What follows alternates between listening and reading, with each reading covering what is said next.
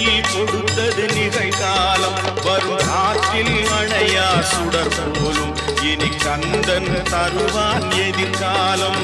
கந்தன் தருவான் எதிர்காலம் எனக்கும் இடம் உண்டு அருள்